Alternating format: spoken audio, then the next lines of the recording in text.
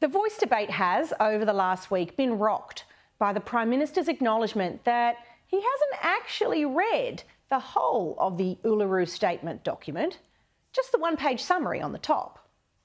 It was on this program when regular host Peter Credlin picked up on some comments by Megan Davis from the government's referendum working group saying that the document was 18 to 20 pages long, that this little thread was pulled.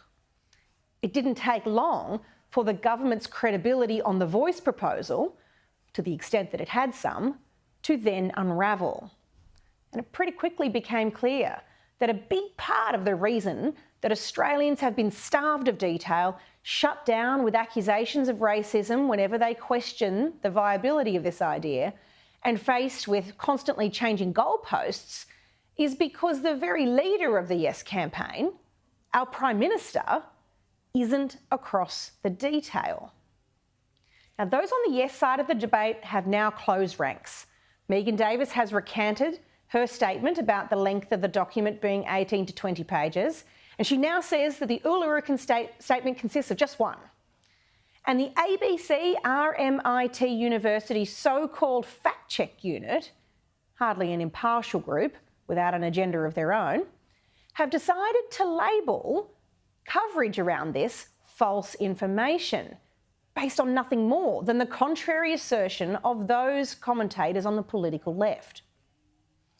Using that, Peter Credlin's contributions as a media commentator to this important public debate are being censored by big tech platforms like Facebook.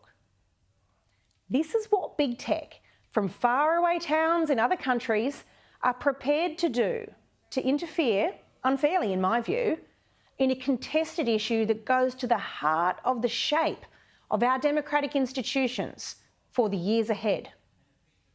It's no small thing. And they're doing it now without any law asking them to do so.